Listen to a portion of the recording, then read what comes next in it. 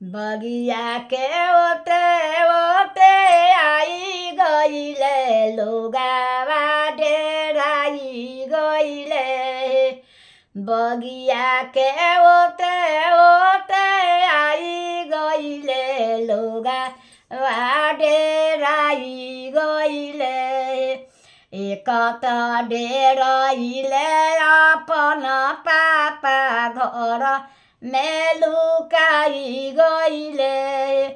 एक त डेराइले अपन चाचा घर में लुकाई गईले।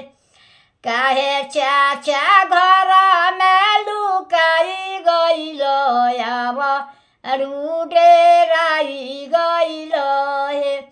काहे पापा घर में लुकाई गईलो अब डेराई गईलो हे।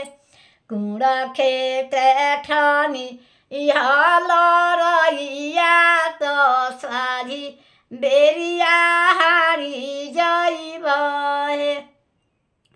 कुड़ खेत ठान भल रहिया तो साझी बेरिया हारी जाइब।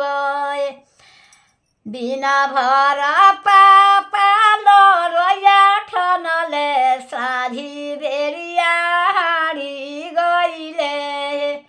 दिन भर चाचा लरैया ठनले साझी बेरिया हारी गईले। हारी गईले कवन सुंदर धियावा कवन दुल्हा जीतिले। हारी गईले गौरा ऐसन बेटी कवन दुल्हा जीतिले।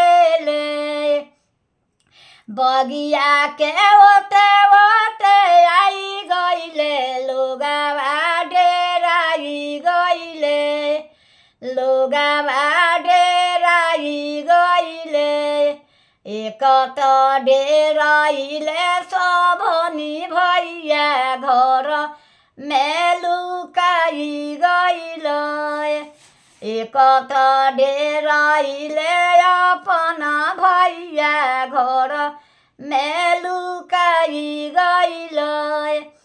काहे भैया घर में लुकाई गईले अब डेराई गईले। कुड़ खेत ठानी हल रहिया तो साझी बेरिया हारी जाइब। दिन भर भैया लरैया ठनले साझी बेरिया हारी गईले। हारी गईले सुंदर ऐसन बहिना कवन दुल्हा जीतिले।